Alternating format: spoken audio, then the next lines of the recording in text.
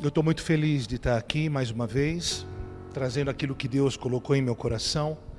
E esse eu confesso que é um assunto recorrente para mim, é um assunto que eu já abordei no passado, com outras roupagens. O Espírito Santo sempre se incumbe de dar uma nova leitura de acordo com a estação. E eu penso que Deus está ajustando a rota da igreja. Eu penso que Deus está alinhando a movimentação da igreja. Eu faço assim como eu aprendi com o Fábio Coelho, quando ele dizia: Deus está arrumando, alinhando a movimentação da igreja. Eu creio muito nisso. Mas antes de eu falar sobre a mensagem especificamente, eu quero ler uma mensagem que Deus me deu pessoalmente. Algo que aconteceu comigo durante a madrugada. E cada um tem uma maneira de falar com Deus ou de ouvir a Deus. Eu tenho o meu jeito e a minha maneira de ouvir a Deus. Eu penso que Deus encontrou algum jeito de me fazer dar atenção para Ele, se é que eu posso dizer isso. Então, numa certa madrugada, acho que se não me engano, dia 29 de setembro de 2017, eu recebi uma mensagem muito simples, muito curta e grossa da parte de Deus. E eu tirei um print dessas mensagens e eu pedi para botar no telão. Eu queria ver com vocês isso. Não se espante com um hieroglifo. Apesar de eu ser um arquiteto, minha letra não é tão ruim assim. Eu sou arquiteto, gente, eu sei desenhar. Mas vamos lá. Eu recebi essa mensagem dia 24 de setembro de 2017. Vamos lá. Olha o que está escrito ali. Acredite em mim, está escrito isso. Tempo difícil para a nação. Preciso você livre para te usar. E aí é interessante, ele me deu uma palavra em inglês. E volto a dizer, cada um tem um seu jeito de se comunicar com Deus. E essa palavra threshold, na verdade threshold, eu nunca ouvi essa palavra na minha vida. Eu não falo bem inglês. E, portanto, essa palavra não faz parte do meu vocabulário. A palavra threshold significa limiar ou limite. E aí em seguida ele diz assim: observe o que eu vou fazer nesses dias. E aí ele diz assim: o que farei será rápido, precisa estar pronto. E aí sou eu falando: Pai, me dê detalhes. Ah, filho, é o tempo. Princípio de dores, é o tempo do fim. Vi algumas coisas dentro de meia ampulheta. Não consegui identificar, parecia um candelabro. Vai acontecer. Que vai mudar. Tá. Eu sei. Agora, vai acontecer algo. Aquilo é algo. Aquilo é algo. Vai acontecer algo que vai mudar o curso da história. E olha o meu desenho de arquiteto aqui, gente, ó. Vi um horizonte com um risco amarelo. Você já imaginou, não sei se você já imaginou, você já viu quando nós vemos a curvatura da Terra e eu vi um clarão no meio da Terra. E aí eu escrevi embaixo: óbvio que pensei em uma explosão nuclear. E aí tem mais duas pequenininhas, porque é um bookletzinho. Seria um clarão, um fogo. Por isso que pensei que fosse um candelabro. Pai, com o Senhor não tem, será, nunca teve. O que é isso? Vi fome. Uma criança negra aparentemente remetia à África. E aí ele disse: é o tempo do dragão. E aí de novo três palavras, com uma delas composta em inglês: Unleashes Destroy. Nós temos aqui um americano, quase americano. Eu fui buscar na tradução, uma tradução tosca, eu não busquei sinônimos. Você pode dizer o que significa Unleashes Destroy? Exatamente. Unleashes Destroy significa liberar destruição. Onslaught, ataque violento. E Nest Savage, que significa selvagem, desagradável. Então veja, são palavras totalmente fora do vocabulário comum meu, palavras correlatas e palavras que têm a ver com o sentido de tudo. Concorda? Faz sentido? Ou eu estou muito louco? Faz sentido? Ou eu estou forçando a barra? Não estou, certo? Né, amor? Pelo menos minha esposa concorda comigo. E aí ele diz, sou eu, escreve, breve virei, vai acontecer, esteja preparado. Não farei nada sem revelar aos meus pequeninos, eis que venho breve. Sim, venho sem demora, deixo a minha paz. Eu nunca fiz isso na igreja. Nunca trouxe as particularidades da minha vida ou do meu relacionamento com Deus. Palavras proféticas, histórias, experiências. Só quem tem muita intimidade comigo compartilha esse tipo de coisa. Mas eu entendo que esse tipo de palavra não fala da minha vida, mas fala de todos nós. Amém? E diante daquilo que Deus me deu para trazer hoje para vocês, eu achei que tinha sentido aquilo que Deus me deu em 2017, 2 anos e meio atrás. Eu não sei se vocês têm percebido, mas de 1 ano para cá, aumentou muito todo tipo de testemunho, percepções, visões acerca da volta de Jesus. Sim ou não?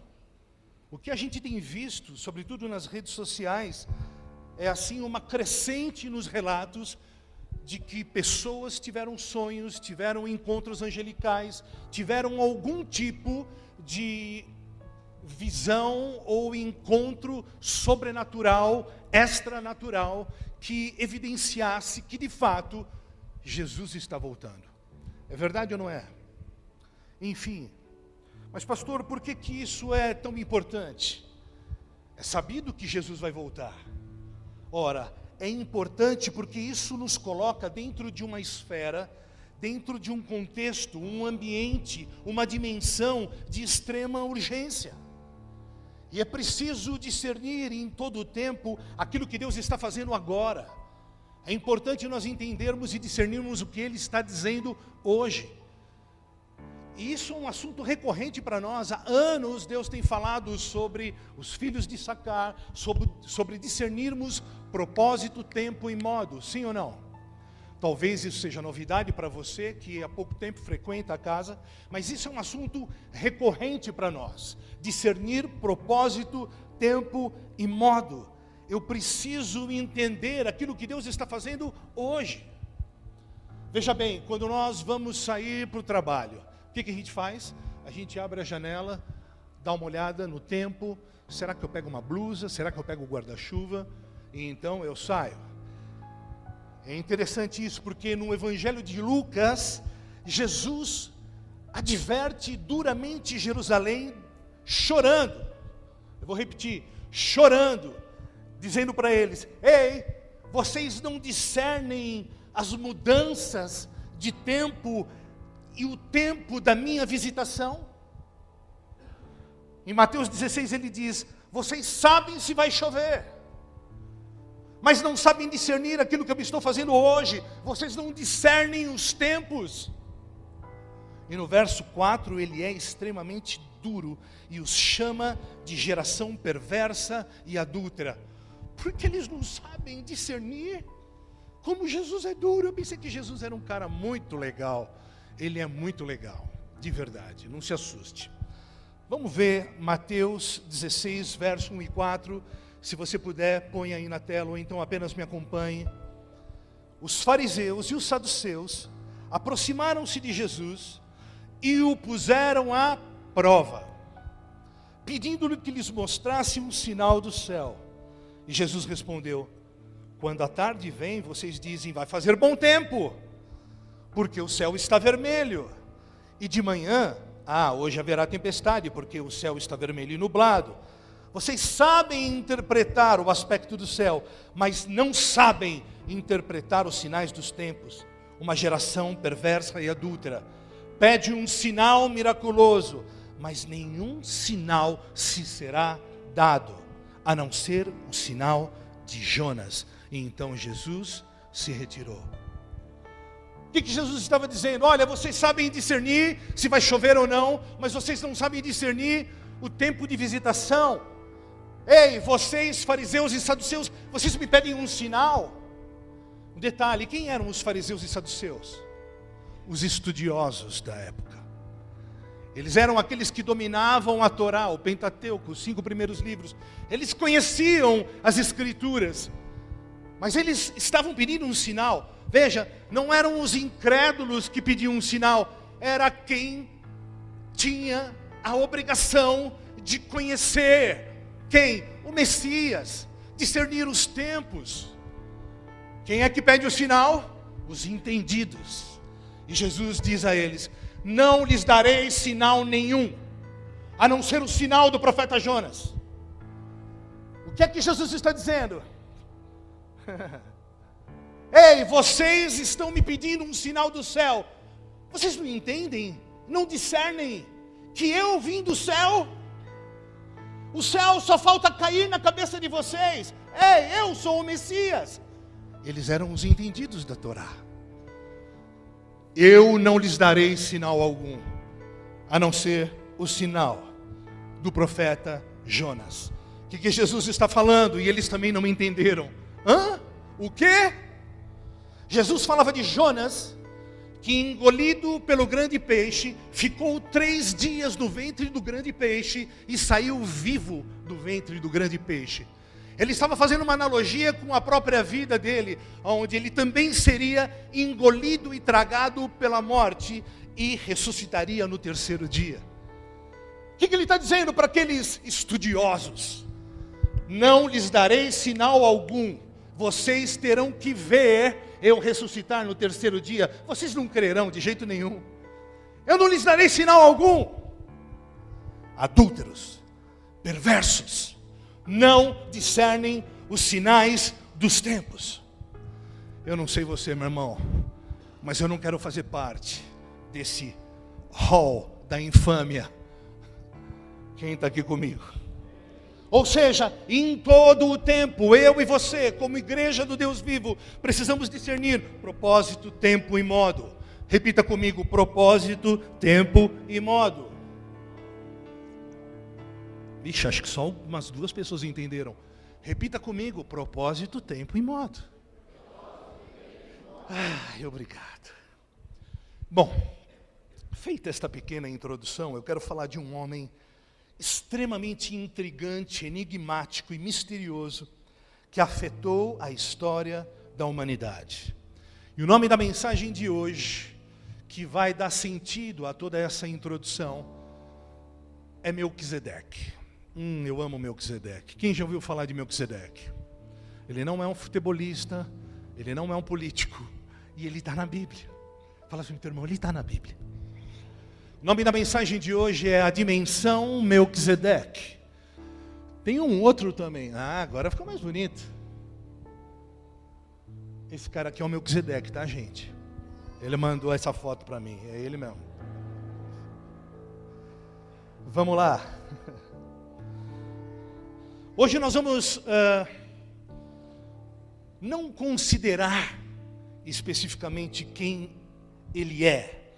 Ou seja, não me interessa agora, hoje, se ele é um mero homem, se ele é um anjo, se ele é uma teofania, se ele é um tipo de Cristo, uma alegoria de Cristo. Não me interessa isso agora, ok? Nós não vamos entrar na teologia. O que eu quero com você hoje é olhar para a história deste homem e, sobretudo, entender o ambiente, o contexto em que ele aparece. Eu quero entender o porquê ele aparece dentro da Aion, dentro da eternidade. Por que aquele homem enigmático, que é tão diferente de todos os outros homens, naquele tempo, dentro da timeline da história, ele aparece como um fantasma? Quem é esse homem? E por que ele é tão grande? Por que ele é um homem tão diferente? Eu quero, através da história, extrair princípios para aplicar na minha vida, na sua vida. E veja, a história não muda a vida de ninguém, irmão. A história é mera história como exemplo, mas entender o que está implícito na história é que me faz extrair pelo Espírito aquilo que é sabedoria por trás da história. Do contrário, é só história. Faz sentido? Gente, me ajuda, gente. Vocês estão dormindo? Faz sentido? Obrigado, aleluia. Vamos lá. Então, ok, dá para entender isso? Então, o que eu quero saber é o que faz, qual é o ambiente com que fez com que Deus enviasse este homem à terra. Mas espera aí, ele foi enviado? Estou dando alguns spoilers aqui. Eu quero analisar com você por que ele aparece no tempo em que ele aparece. Quem é esse homem que aparece uma única vez na história e muda o curso da história? Ele aparece uma única vez e muda a história. Quem é esse do qual Davi profetizou 1000 anos antes de Jesus, dizendo que o Messias, ou seja, o próprio Jesus, seria sacerdote perpétuo, eterno, para sempre, segundo a ordem de Melquisedeque? Como assim? Jesus é sacerdote eterno segundo uma ordem, uma classe, uma linhagem, um tipo de Melquisedeque. Quem está aí comigo? Portanto, existe uma ordem, existe uma linhagem, existe um sacerdócio, existe uma esfera de atuação, uma dimensão de atuação que requer um tipo específico de homem. Quem é esse homem que o escritor de Hebreus fala em analogia de uma estreita, absoluta semelhança entre Jesus e ele? Quem é este homem que recebeu de Abraão? Ai, que legal, olha só, Vanessa, o dízimo de tudo. O dízimo de tudo. Detalhe, 500 anos antes da lei. Não tinha lei, nasceu do coração. Como é que é a música do André Valadão? Pela fé. Eu não vou pagar esse mico, né? Gente, quem é este homem? Quem é este homem que inaugura uma nova linhagem, um novo tempo, um homem à frente do tempo? Qual a influência dele? Porque ele era tão grande? Como pode um homem aparecer uma só vez na história e mudar o curso da história? Eu não sei você, mas eu preciso saber quem é esse homem. Eu quero saber quem é esse homem. E o que havia naqueles dias para que Deus visse a necessidade de inaugurar um novo sacerdócio. Um sacerdócio inaudito. Inaudito significa que nunca havia havido antes. Assim como nunca havia chovido antes do tempo de Noé. Foi um evento inaudito. A aparição de Melquisedeque foi a inauguração de uma linhagem sacerdotal inaudita. Aquele homem era um pioneiro sacerdotal. Um novo tipo de homem. Uma nova classe de homem. Uau! Vamos lá para o livro de Hebreus, capítulo 7. Eu e você então vamos considerar o rastro, o legado desse homem. Porque nada na Bíblia está por acaso, amém? Então vamos lá, se você puder botar para mim, filho, na Almeida atualizada, nós vamos ler do verso 1 ao 17. Está escrito assim, Hebreus 7.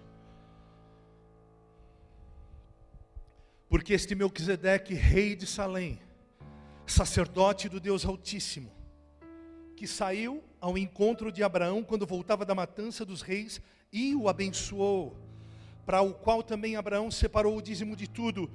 Primeiramente se interpreta rei de justiça, depois também é rei de Salém, ou seja, rei de paz. Sem pai, sem mãe, sem genealogia, que não teve princípio de dias nem fim de existência, entretanto, feito semelhante ao Filho de Deus. Repita comigo: feito semelhante ao Filho de Deus. Permanece sacerdote perpetuamente. Verso 4. Considerai, pois, como era grande este homem. Ou, em outras traduções, considerai a grandeza deste, a quem Abraão, o patriarca, pagou o dízimo tirado dos melhores despojos. Veja, o dízimo tirado dos melhores despojos. Veja aqui um padrão. Ora, verso 5. Os que dentre os filhos de Levi receberam o sacerdócio têm mandamento de recolher, de acordo com a lei, os dízimos do povo, ou seja, dos seus irmãos, embora tenham estes descendido de Abraão. Entretanto, aquele cuja genealogia, eu vou repetir, entretanto, aquele cuja genealogia não se inclui entre eles, recebeu dízimos de Abraão e o abençoou, o que tinha as promessas. Evidentemente, é fora de qualquer dúvida que o inferior é abençoado pelo superior. Aliás, aqui são homens mortais os que recebem dízimos, porém ali, aquele de quem se testifica que vive. Por assim dizer, também Levi, que recebe dízimos, pagou-os na pessoa de Abraão, porque aquele ainda não tinha sido gerado por seu pai, quando Melquisedeque saiu ao encontro deste. Verso 11. Se portanto a perfeição houvera sido mediante o sacerdócio levítico, pois nele baseado o povo recebeu a lei, que necessidade haveria ainda de que se levantasse outro sacerdote, segundo a ordem de Melquisedeque, e que não fosse contado segundo a ordem de Arão? Pois, quando se muda o sacerdócio, necessariamente há também mudança de lei, porque aquele de quem são ditas estas coisas pertence a outra tribo, da qual ninguém prestou serviço ao altar, pois é evidente que o nosso Senhor procedeu de Judá, tribo a qual Moisés nunca atribuiu sacerdotes. Verso 15, e isto ainda é muito mais evidente quanto à semelhança de Melquisedeque. Se levanta outro sacerdote, constituído não conforme a lei de mandamento carnal, mas segundo o poder de vida indissolúvel. Portanto se testifica: tu és sacerdote para sempre, segundo a ordem de Melquisedeque. Só até aqui, depois a gente lê até o 28, do 18 ao 28. Presta atenção, isso é importante. Sempre que se faz necessário corrigir a movimentação da igreja, confrontar sistemas mentais de religiosidade, paradigmas mentais desalinhados, Deus suscita, Deus chama para fora homens que andem numa ordem de Melquisedeque.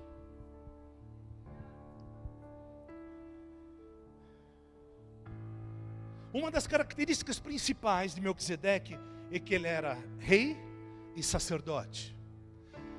Ele não era às vezes rei e às vezes sacerdote. Não, ele era rei, sacerdote.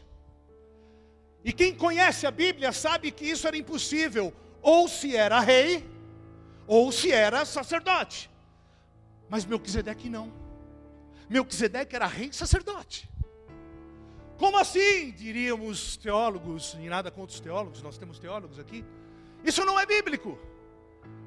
E este é um dos pontos. Este homem, está inaugurando um novo tempo. É uma nova classe de homens. Meu Deus, vocês estão gravando, vão me chamar de herege, mas pode chamar, não tem problema. Não dá para ser um pioneiro apostólico sem ter o privilégio de ser chamado de herege. Enfim, dá um Twitter aí, já dei a deixa. Isso era impossível na Bíblia. Ou se era rei, ou se era sacerdote. De repente chega um cara que é rei e sacerdote. E ele não era assim: na terça-feira eu sou rei e no domingo eu sou sacerdote. Não, ele era o tempo todo rei sacerdote. Era um novo tipo de homem. E é imperativo e absolutamente necessário discernir propósito, modo e tempo. Por que Deus quebra a sua lei? Como assim? Como assim Deus está falando isso? Sim, ele era rei sacerdote. Eu preciso descobrir então o que havia na terra para que Deus suscitasse um novo tipo de sacerdócio, um novo tipo de linhagem. Porque o que havia naquele tempo que cobrava de Deus a manifestação na terra deste sacerdócio?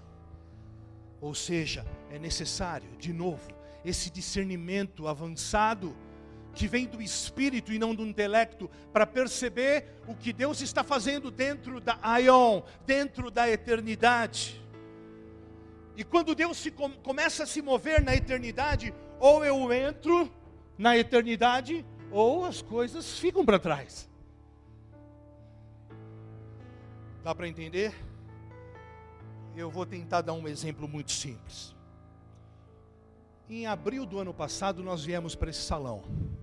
Vai fazer um ano. Esse salão aqui. Imagine assim, a semana que vem,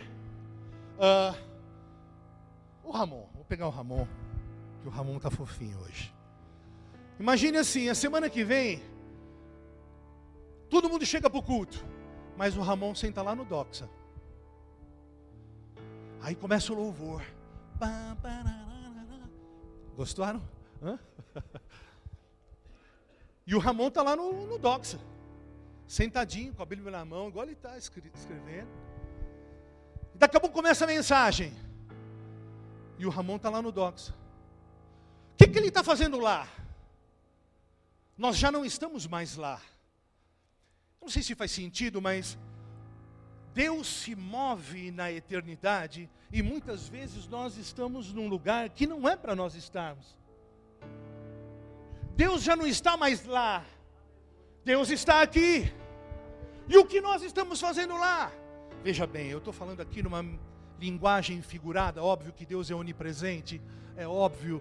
O que eu estou falando é sobre um aspecto macro da movimentação de Deus dentro da igreja universal. O que Deus está falando é da sua movimentação global. Deus não está falando da manifestação sobrenatural do Espírito, cair, babar, rolar, cuspir prego, não é isso?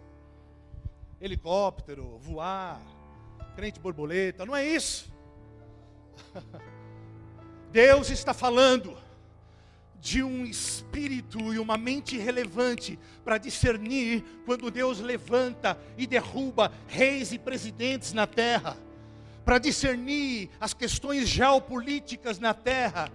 É ter um espírito alinhado ao Espírito de Deus para discernir aquilo que Ele está fazendo agora na movimentação macro da igreja. Talvez alguns estejam entendendo. Deus já não está mais lá. Deus já se moveu. Ele avançou. Deus está se movendo agora mesmo na terra. E eu preciso saber aquilo que Ele está fazendo agora.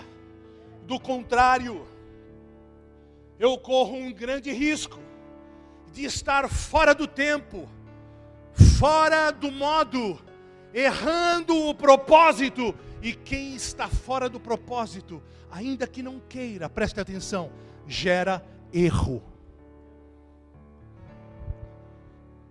Quem anda fora do propósito, distante do propósito, ainda que não queira, gera erro. Então Deus levanta homens desta ordem para alinhar a movimentação da igreja. E é por isso que muitos que não discernem propósito, tempo e modo, são hábeis, críticos, quando existem mudanças drásticas de direção dos líderes. Por quê? Porque eles não entendem. Eles estão lá atrás. Eles não têm o discernimento. E mesmo que eles não sejam rebeldes, eles agem em rebeldia.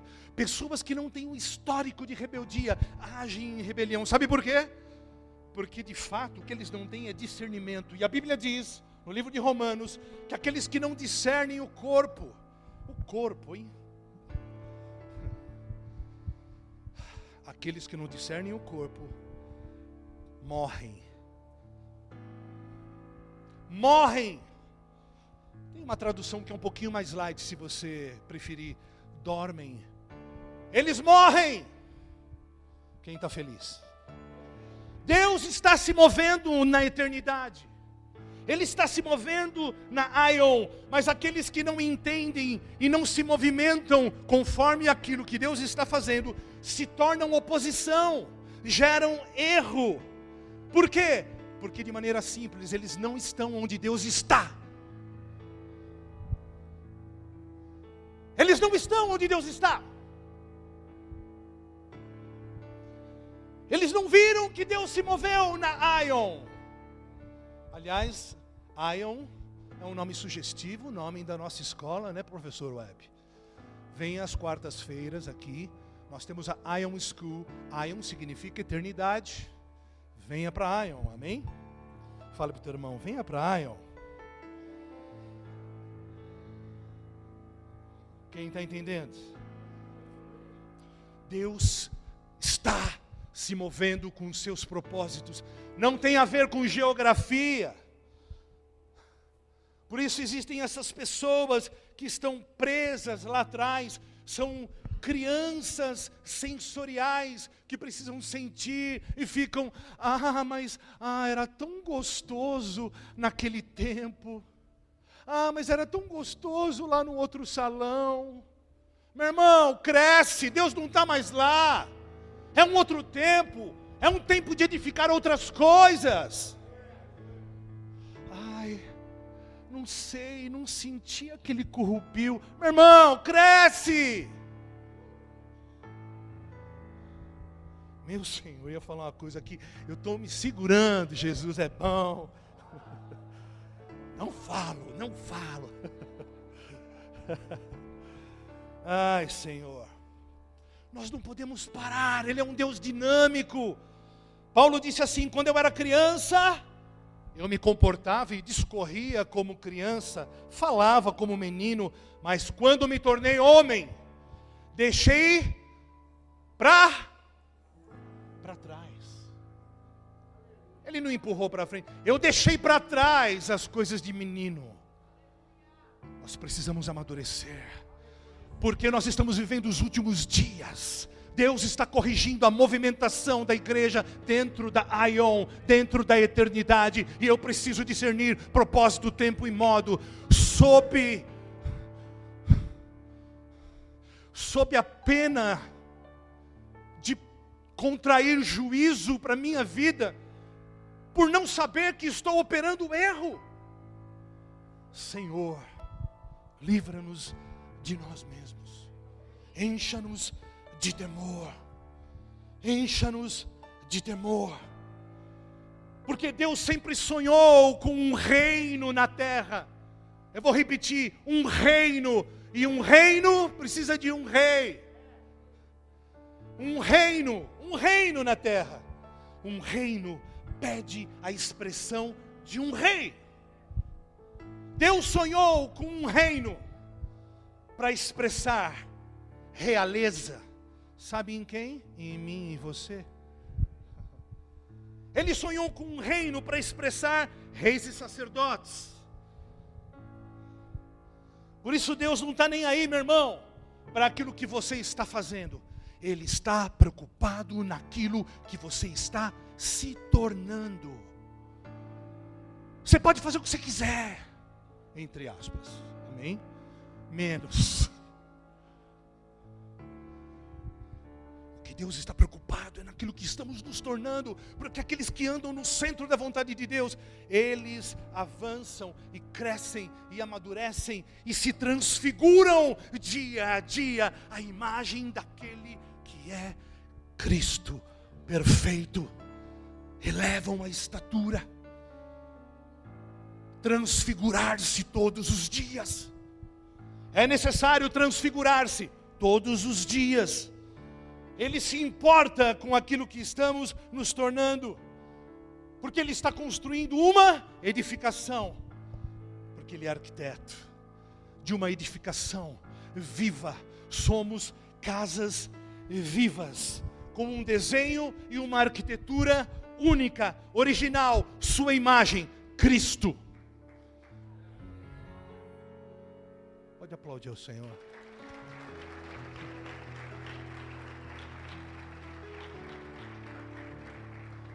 Vanessa, vai escrevendo aí. Quem era esse Melquisedeque? Um rei sacerdote. E ele vem num tempo de reforma, assim como Zacarias e tantos outros. E para entender a analogia entre Melquisedeque e Jesus, eu vou falar algumas coisas primeiramente de Jesus, para ver como Jesus é uma quebra de paradigma ambulante. Tem uns que são uma metamorfose ambulante, né? Mas Jesus é uma quebra de paradigmas ambulante. Deus, como arquiteto, um edificador, Ele está edificando homens e mulheres à imagem do Deus invisível. Quem é a imagem do Deus invisível? Cristo. Colossenses 1,15. E assim como no tempo de Melquisedeque, Deus precisava inaugurar uma nova era, uma nova classe de homens. Então o Jesus histórico vem na terra, serve o seu pai por 30 anos. Fala assim para o teu irmão: Jesus serve o seu pai. Ariane, diga assim: Jesus serve o seu pai. E depois ele começa o seu ministério. E aí ele continua servindo o seu pai celestial. Fala para o teu irmão: o governo de Deus é paternal. Então vem Jesus promover essa grande reforma. Deus precisava de uma reforma na terra. Então ele precisava suscitar um homem diferente, uma nova classe de homem. E aí ele chama Jesus, ele suscita Jesus para trazer uma nova mentalidade, uma mudança no coração.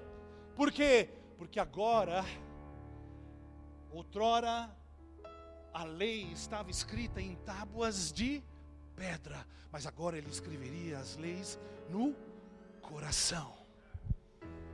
Uau!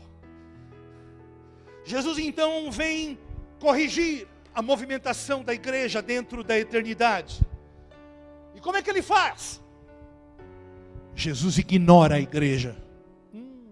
Eu vou repetir. É forte. Jesus ignora a igreja.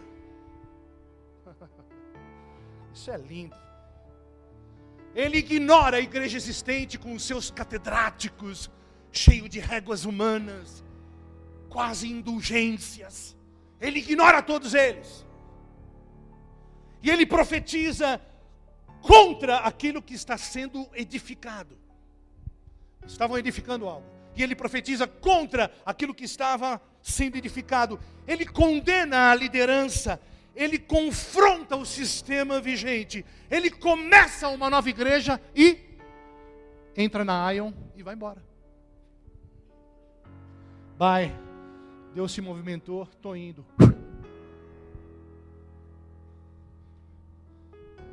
E glória a Deus que Ele fez tudo isso. Quem está entendendo? Ele profetiza contra Jerusalém. Ele profetiza contra a velha maneira de pensar, agir e se mover. E ele diz assim: vocês não verão. Vocês não verão até que digam: bendito é aquele que vem em nome do Senhor. Vocês não verão. Vocês não verão até que digam: bendito é aquele que vem em nome do Senhor. Era um recado pesado. Enquanto vocês não mudarem a mentalidade e entender que eu sou aquele que faz novas todas as coisas, vocês não me verão. Enquanto vocês não renovarem e se transformarem em metanoia, enquanto vocês não romperem com essa síndrome mental de Jerusalém, vocês não me verão. E mais do que isso, não experimentarão qual é a boa, agradável e perfeita vontade de Deus. É forte. É forte. E aí ele entra na Ion de novo, na nossa escola de quarta-feira. E aí ele chama 12 homens improváveis e inaugura a igreja mais numerosa, poderosa e maravilhosa da terra. 12 mano louco.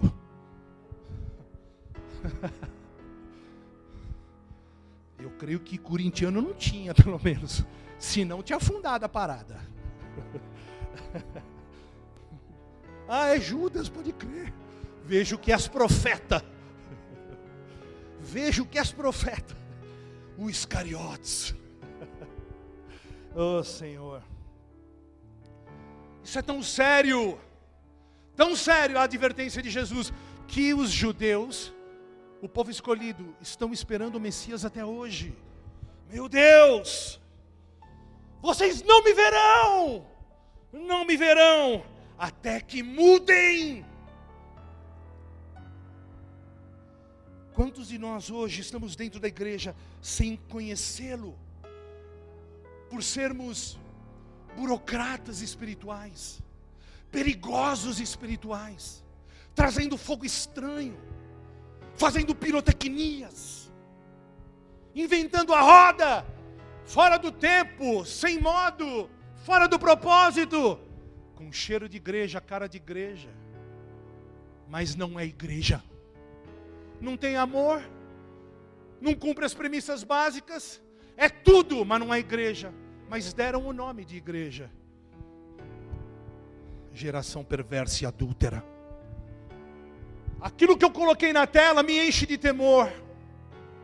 E eu trouxe para vocês porque não é para mim, é para todos nós, e é sabido. Mas Deus falou comigo. E Deus precisa falar com você. Meu irmão, Deus está alinhando a movimentação da igreja para acabar com os equívocos e erros, porque nós só damos ouvidos para Jezabel. Nós não temos ouvido o Espírito, nós temos ouvido Jezabel. E eu vou te provar isso mais para frente, não quero me antecipar. Nós precisamos de uma mudança radical, mental e no coração. Será que nós somos uma igreja de reis e sacerdotes? Isaías 61 diz que nós somos reis e sacerdotes. 1 Pedro 2,9 diz que nós somos sacerdócio real. Fala para o teu irmão, então somos reis e sacerdotes. Percebe-se? Antes, num tempo, não era possível ser rei e sacerdote. Melquisedeque inaugura isso, quebra a lei, traz o novo. E há um cheiro de novo no ar. Eu não sei se vocês percebem. Há um cheiro de novo no ar. Há um cheiro de novo. Então vem Jesus inaugurar também, por conta de um propósito dentro da Ion. E agora, nele, nós somos reis e sacerdotes. Quem está aqui? Mas no tempo que não podia ser rei e sacerdote, Davi, que foi uma exceção, e eu não quero entrar nesse mérito, porque ele não foi apenas rei e sacerdote, ele foi profeta também, mas essa é uma outra mensagem, que eu também já fiz.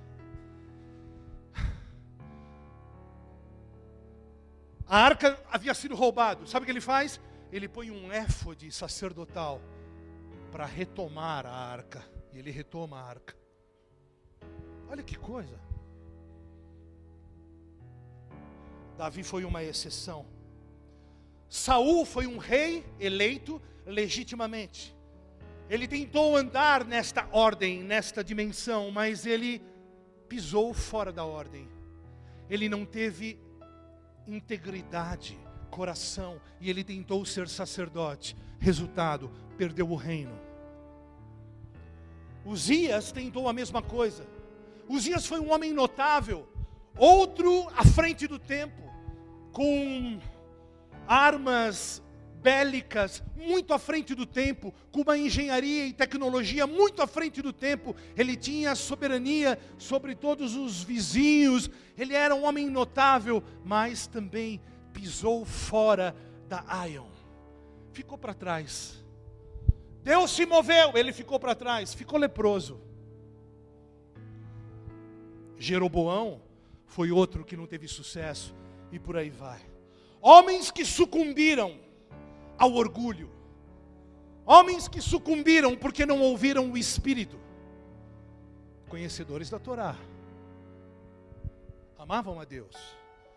Sucumbiram porque deixaram de ouvir o Espírito. Deus está se movendo na terra agora mesmo. Agora mesmo. Você sabe para onde Ele está indo? O que Ele está fazendo? Porque, meu irmão, eu vou entrar. Amém? É assim que se fala. Então renove sua mente. Fala para o teu irmão, renove sua mente. Quando Deus se move na Aion, quando Ele se move na eternidade, opa, tô nem aí, velho, ficou para trás, eu vou embora. Eu quero correr com cavalos. Eu quero correr com cavalos. Eu quero correr com cavalos. E quem não acelerar o passo naquilo que Deus está fazendo, vai ficar para trás. Eu correrei com cavalos, e é bom você vir atrás. Nós precisamos nos transfigurar todo dia, porque Deus está acelerando. Deus está mudando todas as coisas. Em 5 anos atrás, 5 anos atrás, não mais do que isso. Você pode entrar no Instagram e ver os resumos de mensagens. Nós falávamos com propriedade e ênfase: Deus mudará em 10 anos toda a movimentação da igreja. Eu ouso dizer que passado apenas 5 anos, Deus acelerou e fez muito mais coisas e mudanças, muito mais radicais do que eu poderia supor. Sim ou não? Há 5 anos atrás, pintar a parede de preto, meu irmão, era o Satanás na terra. Nome esquisito de igreja, gravidade zero. O quê? É balada? Falei, é balada. Nós baila para Jesus. Hoje, as igrejas mais sérias, renomadas, aderiram. Não estou falando a moda, até porque estas são questões periféricas, não falam da essência. Existe uma mensagem nossa de gravidade zero, chamado Metamorfose, se não me engano, que fala sobre isso. Deus está se movendo, Ele está usando hoje diretores de teatro, de cinema, as artes, movimentos de rua, todo tipo de coisas não convencionais. Se você for ver na história, quando a grande rainha de Sabá, uma mulher notável no seu tempo, viaja, se não me engano, não sei se 2.700 ou 1.700 quilômetros, eu acho que 2.700 quilômetros, com uma comitiva absurda, com ouro, animais, tudo que você pode imaginar, para honrar um homem a quem ela tinha ouvido falar, que era um homem notável, Salomão. Sabe o que acontece quando ela chega diante de Salomão e do seu palácio? Ela exalta a Deus. Sabe por que ela exalta a Deus? Porque ela viu Deus, sabe aonde? Na arquitetura, na roupa dos oficiais, na culinária, no trato. É só ler.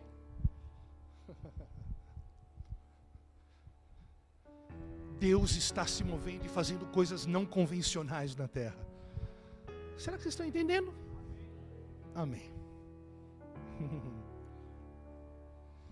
E aí, Deus está falando, está fazendo coisas novas.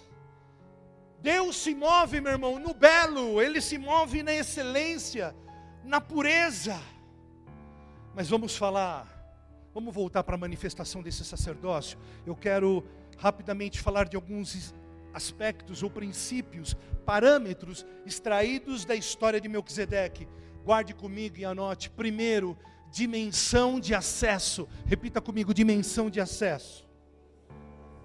para você acessar aquilo que Deus está fazendo agora mesmo, dentro da eternidade, você precisa, faz assim comigo, de uma mentalidade relevante. Faz assim, irmão, não dói não dá dor de cabeça. Mentalidade relevante. Pastor é chato, irmão, é assim mesmo. É só para você se movimentar. Ajuda a gente, faz assim, mentalidade relevante. Obrigado, amados. Ah, que delícia. Mentalidade relevante, volto a dizer, não tem nada a ver com ser o espertão, né? Se mover no fogo, no chu, no shaba, sabe, no corta-cana, no Haryugen. Não é isso.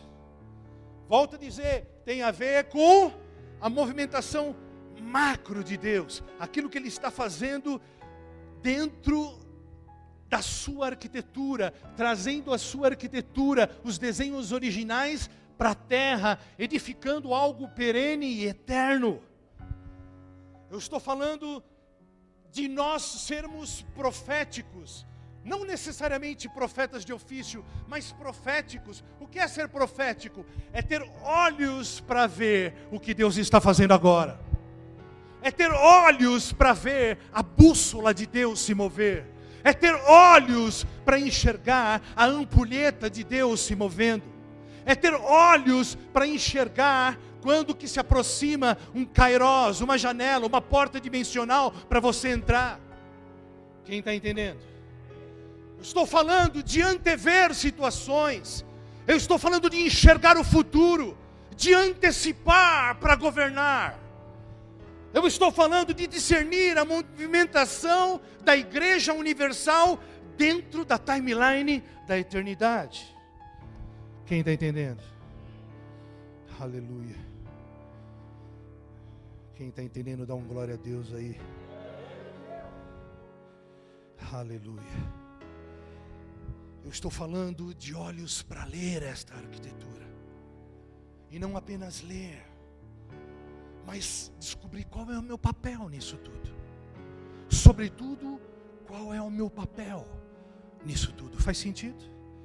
Eu preciso dessa mentalidade conformada, transfigurada dia a dia, para acessar esta dimensão de operação. E o texto de Romanos é bem claro, diz lá em Romanos, não se conforme, não se transforme, não se conforme, mas se transforme pela renovação da mente, para que você possa, significa que dá para não poder, para que você possa conhecer a boa, agradável e perfeita vontade de Deus. Se não mudar a mente, meu irmão, você pode fazer um jejum, subir um monte, descer um monte, 40 dias de pão e água, ficou magro, seco, quase morreu. Ah, Jesus está aqui. Meu irmão, se não renovar a mente, você vai ficar esquálido, vai esmagrecer e não vai rolar nada. Bom, pelo menos emagreceu, né? Para mim está uma luta emagrecer. Mas pior do que isso, deixando as brincadeiras de lado, o perigo é produzir erro. Isso é muito sério. Melquisedeque, então, um rei sacerdote, nos ensina como operar dentro deste tempo, dentro da eternidade. A autoridade dele é liberada por compaixão. O seu governo é exercido por amor. Ele não é todo amor, para não correr o risco de amar até o diabo, como alguns fazem. E ele também não é todo autoridade, para não se tornar um legalista. Não, ele tem amor e compaixão. Amor para governar, autoridade concedida por alto sacrifício. Autoridade por alto sacrifício. Ele era um pioneiro sacerdotal, inaudito, o primeiro, fala assim para o teu irmão, primícia. Olha que lindo. Olha aí as similaridades com Cristo. Cristo também é o primeiro de uma nova classe. Ele também é o primogênito. Ele é primícias que inauguram um novo tempo. E nós temos que ser como Cristo. Quem está aqui comigo? E se Jesus veio da ordem de Melquisedeque, ele opera dentro dos parâmetros e princípios de Melquisedeque. É dentro desta ordem. Eu preciso conhecer, eu preciso acessar isso. Agora veja que interessante, eu peço que evitem as movimentações, por favor. Naquele tempo não havia Israel. Ele era rei sacerdote, mas não havia Israel. Não havia rei. Não havia lei. Mas ele era rei sacerdote. Os teólogos iam pirar, falar, não é bíblico, anticristo, Beelzebu. Certamente. Se fizeram assim com Jesus. Olha só que cara estranho, esse cara é muito enigmático. Quem era esse homem que inaugura uma nova classe de homens 4.000 anos antes de Cristo? Uma nova ordem, da qual Cristo descende. Meu Deus! Quem são eles, Melquisedeque e Jesus? Os primeiros frutos. Quem são Melquisedeque e Jesus? Primícia.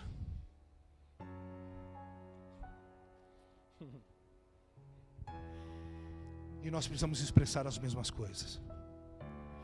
2. E só tem 3, para você não achar que eu vou até amanhã, tá bom? Dimensão da expressão. Repita comigo, dimensão da expressão. Se você estudar a Bíblia, eu sei que você estuda a Bíblia todo dia, em nome de Jesus, amém? Quem está fazendo o Holy Stone? Você vai entender que primícia era lei.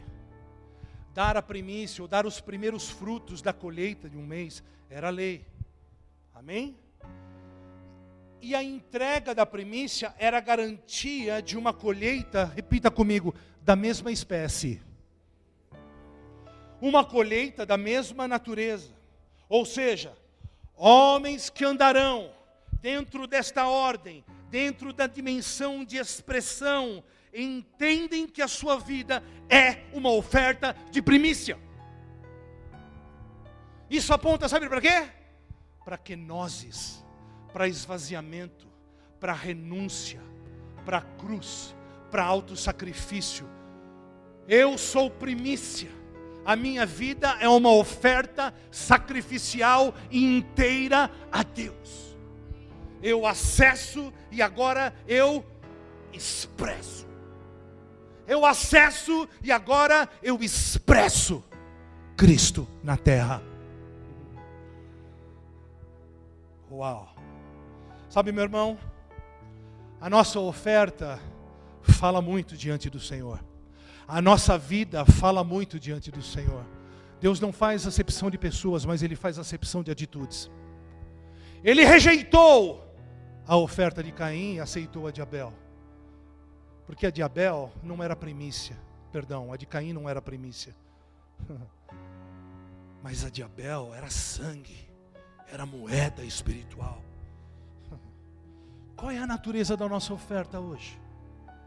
Será que a nossa vida é uma oferta de primícia? Qual é a natureza da tua vida? Você que está aí, por aí, responda para si mesmo. Qual é a oferta que a sua vida tem sido diante do Senhor? Nossa vida é uma primícia sacrificial? Tenho uma notícia para te dar, irmão e irmã. Uma só vida, uma só chance. Eu vou repetir. Uma só vida, uma só chance.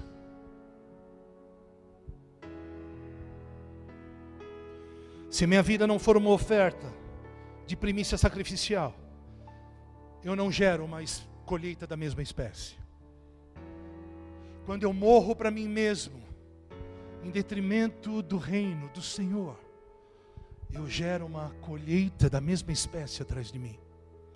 Minha esposa aqui falou semana passada, quando eu me converti, a minha conversão foi tão contundente, e eu não sou exemplo para ninguém, que praticamente todos os meus amigos, muitos, dezenas e dezenas, se converteram. Quem não se converteu, morreu. O que eu quero dizer com isso? Quando eles viram a expressão, eu acessei para expressar Cristo. Quando eles viram na minha vida aquele cara absolutamente perdido e agora expressando Cristo, numa vida de renúncia, eles falaram: o que é isso? O que é isso? A minha oferta de primícia sacrificial, a minha morte diante da vida, gerou uma colheita da mesma espécie. Quem está entendendo e pode ficar feliz com isso?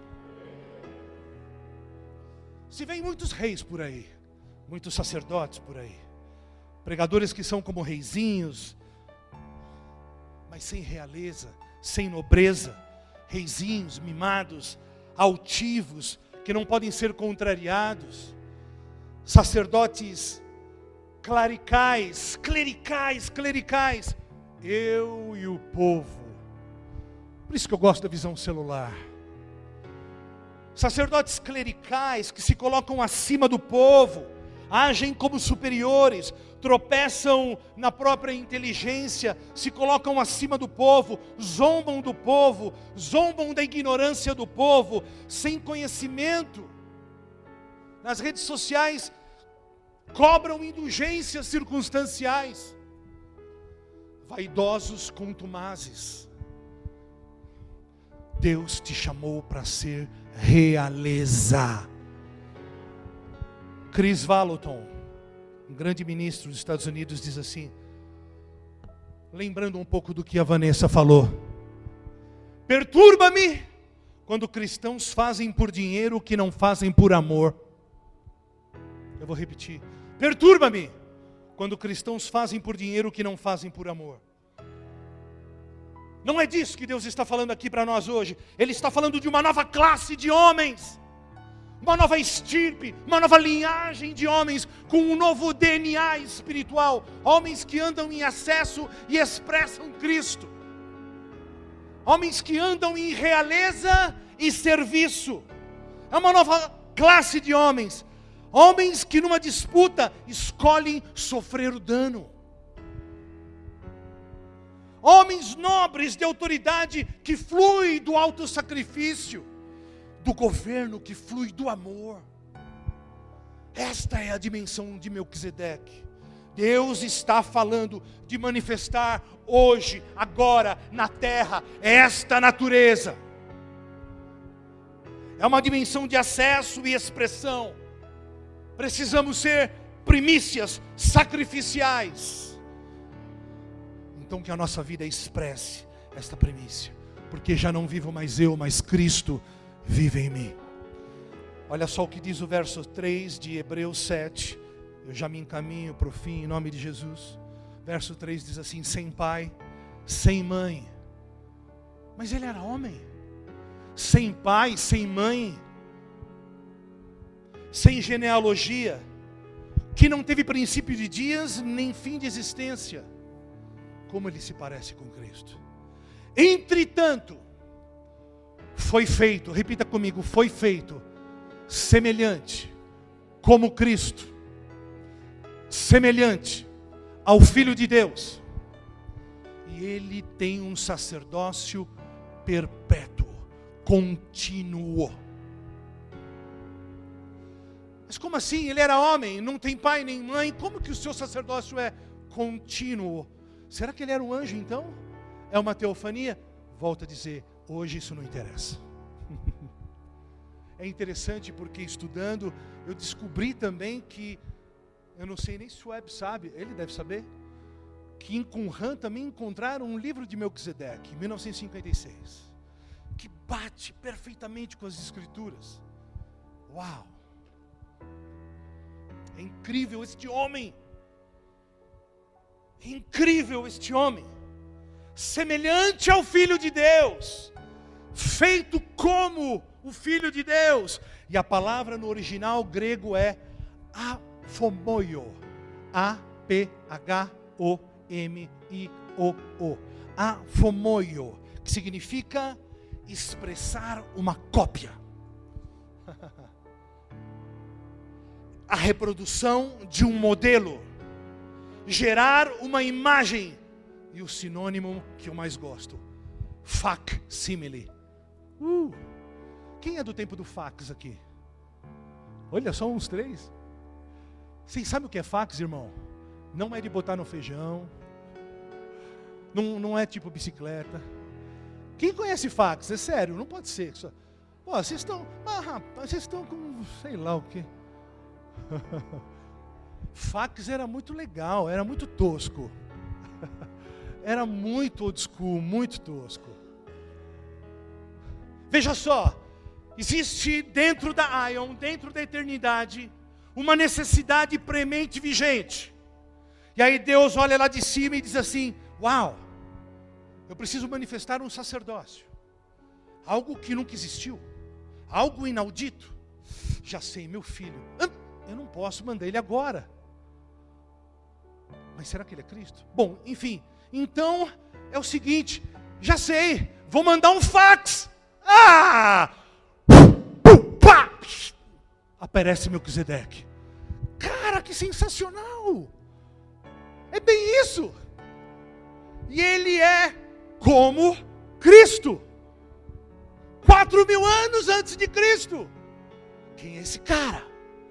Uau! E agora nós vamos passar para uma etapa final, onde a gente vai estudar um pouco das particularidades desse environment, desse ambiente que mostrava as características desse cara. Uau, eu preciso extrair e aplicar isso na minha vida. Isso é incrível. Está recebendo fax aí, irmão? E ele é interessante porque Melquisedeque é a imagem expressa, a cópia de Cristo.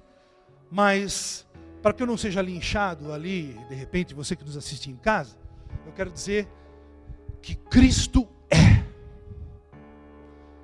Cristo não existe, amém, irmão?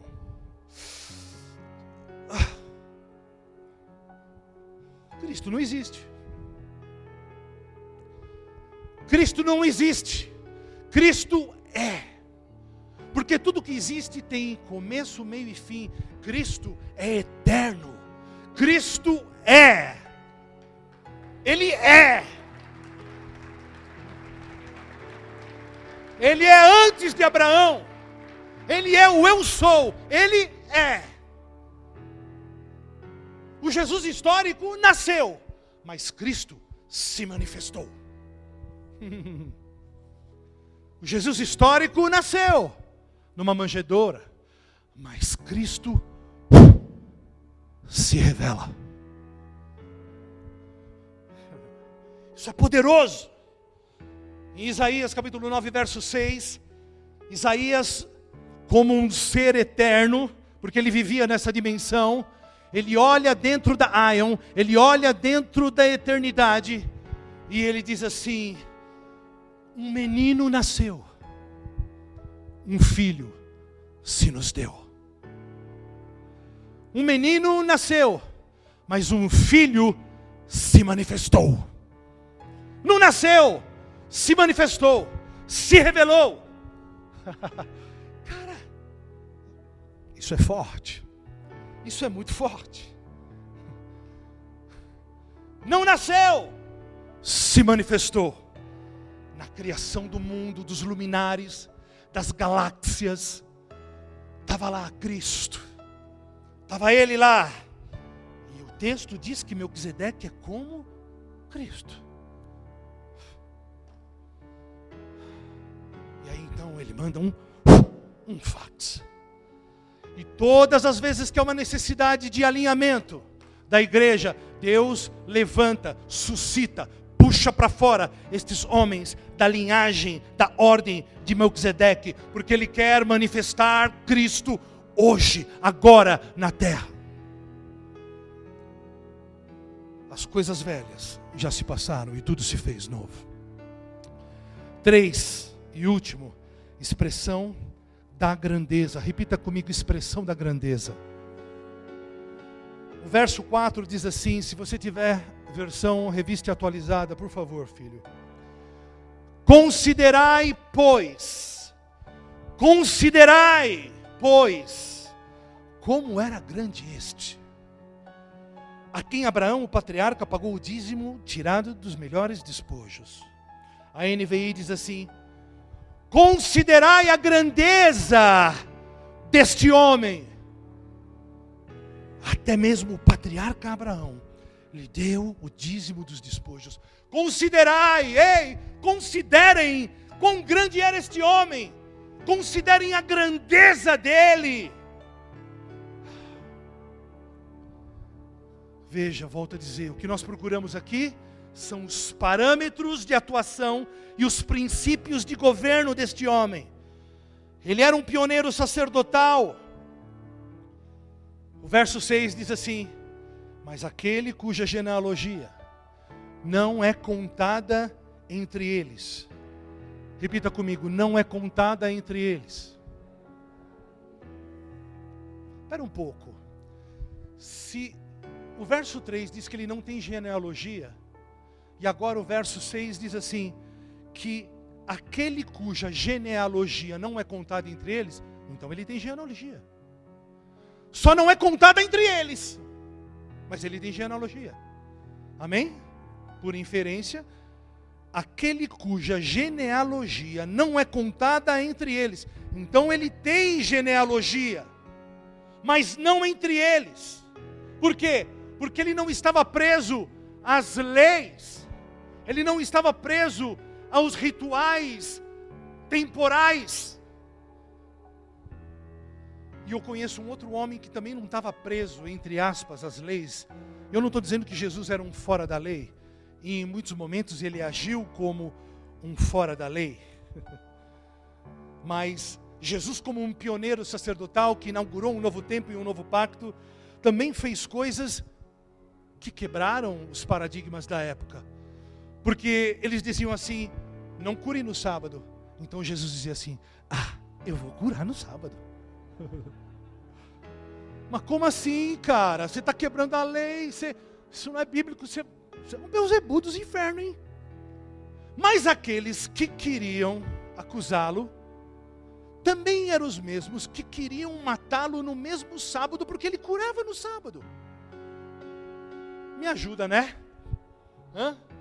E aí, não era para falar com mulher, mas ele falava com mulher. Detalhe, ele falava sozinho. E para piorar, ele falava com prostituta. Se é comigo, meu irmão, eu estou no Datena. Já era, estou frito. Mas Jesus sempre fazia algo fora. Melquisedeque também andou fora, entre aspas, destes parâmetros e ritualísticos humanos. Quem está entendendo? Jesus quebrou paradigmas mentais daquele tempo. Então, ele que curou no sábado, por causa de um novo propósito, que demandava um novo modo de ação. Quem está entendendo? Está fazendo sentido? Não cure no sábado. Deixa, vai, eu vou curar no sábado. Não fala com a mulher. Vou falar com a mulher. E vou curar ela também. Ele era a expressão exata, uma cópia exata do ministério de Cristo. Isso é muito poderoso. Isso é muito poderoso. Isso é muito poderoso. Um homem semelhante ao Filho, com um sacerdócio que permanece para sempre. Contínuo que alcança o futuro. E essa palavra contínua é interessante, porque quando olhamos para os heróis da fé, lá de Hebreus 11, nós percebemos que eles haviam alcançado coisas, como disse a Vanessa, pela fé. Coisas que eles não haviam alcançado em vida, mas pela fé eles viram o futuro, porque eles andaram como homens imortais, homens que se moviam na eternidade. Então, pela fé, eles viram o futuro e viveram coisas que não existiam como se já existissem. Só o Betão entendeu. Pela fé, eles trouxeram a existência do futuro para o hoje. Pela fé, Eles conquistaram coisas que em vida não conquistaram. Pela fé. Uau. Tentar explicar isso é muito tosco, mas imagina uma mulher grávida, não olha para mim? Imagina uma mulher grávida, mais ou menos lá para o primeiro, segundo, terceiro ano, né? Mês. Já pensou? Vai nascer um golira do meu tamanho. Lá para o primeiro, segundo mês assim, e ela já conversando com o bebê, isso é praxe, né? Mas é um exemplo tosco. Imagine essa mulher, ela tem a certeza, a convicção absoluta e certa de que ao término do 9º mês, ela vai estar embalando aquele bebê. Ela viu um futuro, porque ela sabe que uma gestação tem um tempo pré-determinado de 9 meses. Os homens que andam na eternidade, homens que andam na ordem de Melquisedeque, que andam dentro da eternidade, eles viram o futuro, e o futuro não importa para eles, porque eles já viram, e eles trazem a existência, independente do tempo, porque eles viram o futuro. E aqueles que viram o futuro, estão perdidos para o resto. Faz sentido? Porque eles viram o futuro. Eles vivem numa dimensão de eternidade. São homens que viveram abraçando pela fé, trazendo à existência as promessas do futuro para hoje. Estes homens, eles trazem o futuro para hoje. Eu não sei, meu irmão, mas eu quero afetar essa geração. Assim como Melquisedeque afetou essa geração. Sabe por quê? Porque o tempo não é o meu chefe. O Kairos sou eu quem faço em fé. O que eu quero é estar na agenda de Deus. O tempo não é meu chefe, porque eu já vi o futuro e o fim é bom. E eu me movo na eternidade quando Deus se move. Eu quero partir para o fim. Considerem quão grande é este homem. Considerem a grandeza deste homem. A palavra grande no original grego é pelikos, P-E-L-I-K-O-S, que aponta para, guardem os sinônimos disto: distinção moral, denota ética, retidão. Homens que andarão na dimensão de Melquisedeque terão distinção moral, ética, retidão, nobreza de caráter. Fala de integridade, força moral, verdade, grandeza de caráter. Os homens que irão corrigir e alinhar a igreja dos últimos dias, que confrontarão a voz de Jezabel, que quer calar a voz profética dentro da igreja, serão homens que andarão em realeza, andarão em acesso, expressão e grandeza, integridade. Homens que têm testemunho, homens que têm as finanças em ordem, homens que têm o casamento em ordem, homens que não dão nota fria, homens que têm verdade, homens que odeiam a mentira, homens que têm caráter, homens que têm nobreza, homens que dão a face, homens que sofrem o dano, homens que morrem primeiro. É esse tipo de homem. Homens com distinção e força moral superior, expressam Cristo. Homens de acesso, expressão e grandeza. É uma nova classe de homens. Não são como estes que nós vemos por aí, com todo respeito. Homens que manifestarão esta grandeza, manifestarão Cristo. Eles terão testemunho, terão vida na luz, serão corretos na sua maneira de pensar, serão honestos com Deus e honestos uns com os outros. Homens que entrarem nesta distinção serão homens nobres no trato com as pessoas. Homens que andarão nesta dimensão serão servos solícitos e humildes, terão face de boi. Ei, considerem a grandeza deste homem, que eu enviei na terra para levantar um padrão, uma nova linhagem e um novo sacerdócio. Homens pioneiros que expressarão Cristo. Considerem a grandeza deste homem, a quem Abraão, o homem mais notável da época, se dobrou e o reconheceu, entregando o dízimo de tudo. Ei, considerem estes homens, este homem.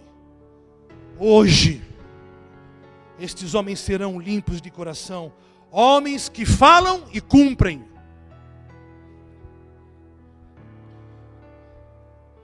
Eu quero declarar na sua vida que eu e você somos estes homens que expressarão Cristo. Homens que olharão para você e dirão: veja a grandeza deste homem. Veja a grandeza desta mulher. Em discussões e confrontos, eles vão sempre escolher perder a razão. Serão homens com pensamentos corretos, de língua controlada, homens dignos de serem chamados cristãos. Vejam quão grandes são estes homens. Homens que expressam grandeza, homens nobres que manifestam Cristo, homens que andarão na dimensão Melquisedeque, afetarão a sua geração através da grandeza interior, através da força do caráter. Não é uma manifestação exterior, é algo interior. A sua força é invisível, mas se expressa através de Cristo. Eles serão como verdadeiros icebergs. Já ouviram falar em iceberg? Um iceberg tem 9/10 do seu volume submerso. 9/10. Apenas 1/10 aparece. Estes homens serão assim. A sua força e expressão não aparecem, porque está por dentro.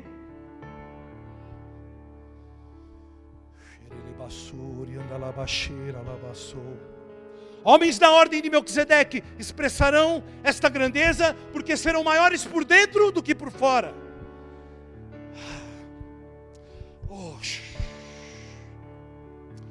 Quando eu me aproximo de você, eu sinto a grandeza que emana. Eu sinto a força moral. Eu vejo as suas ações e as suas escolhas, e isso me afeta, porque expressa o Deus invisível na tua vida. Isso. A autoridade que flui do olhar. Estes homens, quando chegam perto de você, eles podem sentir. Eles sentem.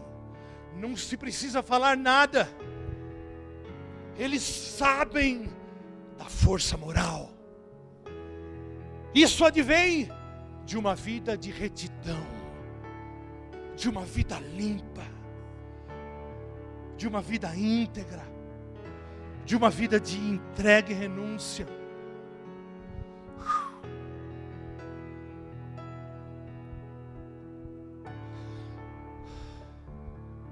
É um governo que flui do amor. É uma autoridade que flui da renúncia. Não são homens comuns. Não são homens comuns. Eles são os mais improváveis. Eles estão por detrás das malhadas. São aqueles que ninguém viu.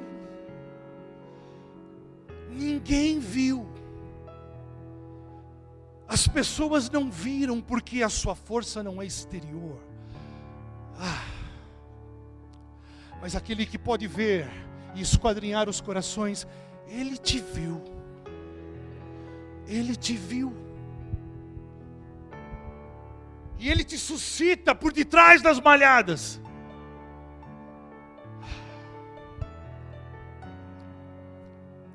Sua grandeza não está num título. A sua força está no coração.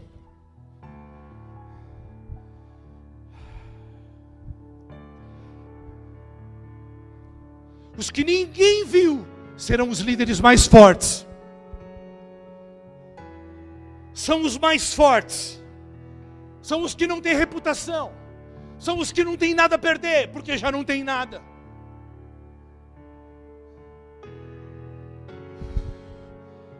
Os que ninguém viu serão os mais poderosos.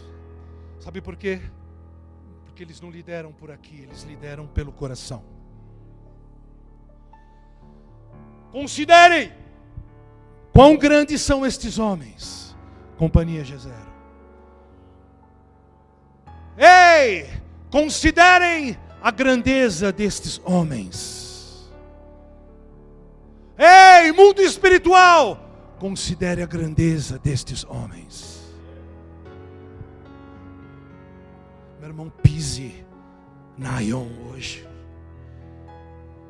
Muitos não querem liderar porque não querem se esvaziar, porque não querem renunciar às suas vidas, porque ainda há um conceito maligno, errado, dizendo que você precisa largar sua empresa, seu lazer, seu hobby. Não, é mentira. Jezabel está te enganando. Você não tem que deixar seu lazer, a sua empresa, seu hobby, sua praia. O que é que você tem que fazer? Parar de pecar na praia.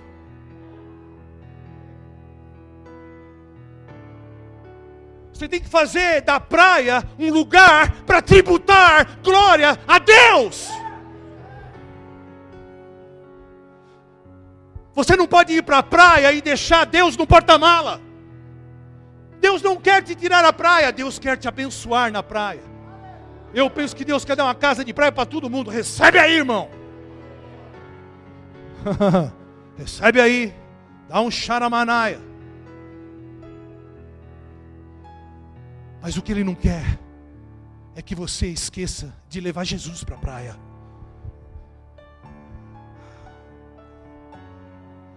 Você tem que ser um empresário de Jesus, um médico de Jesus, tem que ser um engenheiro de Jesus, um padeiro de Jesus, um surfista de Jesus, um engenheiro de Jesus, um sei lá o que de Jesus. Você tem que ser de Jesus, meu irmão. Você tem que convidar Jesus para ser líder da sua empresa. Você tem que convidar Jesus para tomar sol contigo na praia, para dar um rolê nas ondas. Jesus tem que estar contigo em todo lugar, meu irmão, porque você é igreja em todo lugar. Você tem que ter hobby sim, passear sim, mas não esqueça de levar Jesus. Sabe por quê?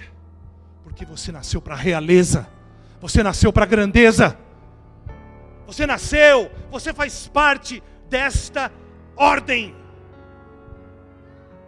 Seu dinheiro, sua empresa, seu tempo, seu trabalho, seu hobby, seus passeios, sua praia, tudo deve ser para tributar glórias a Deus. Meu irmão, Deus não vai te tirar nada, Ele só te abençoa. Desculpe, meu irmão, pela hora, mas 5 minutos. Pare de dar ouvidos para Jezabel. Pare de ser enganado. Por isso que você tem que discernir propósito, tempo e modo, aquilo que Deus está fazendo agora, porque todo dia Jezabel fica aqui.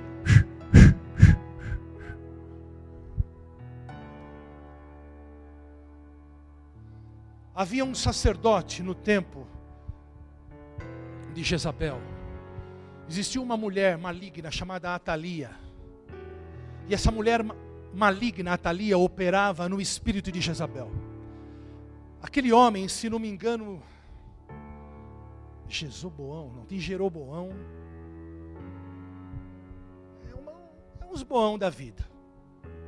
Aquele homem era um sacerdote.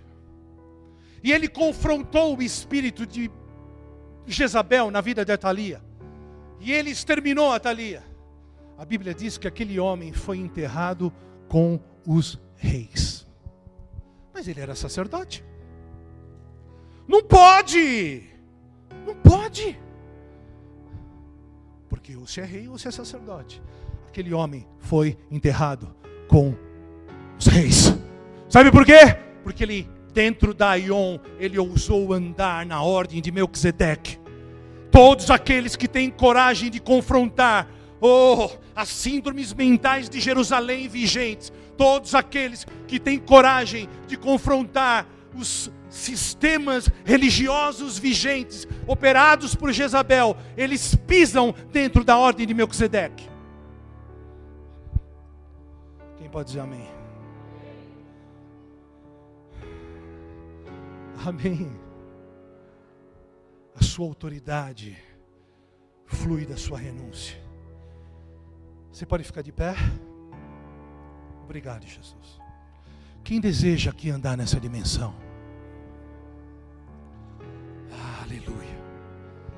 Quem deseja aqui ser grande por dentro e não por fora? Sabe por quê, meu irmão? Teu Instagram não te dá autoridade. Teu Facebook, teu Twitter não te dá autoridade. Presta atenção, meu irmão. A tua autoridade vem da tua autorrenúncia. Deus continua procurando homens livres. Homens que não põem preço no que não tem valor.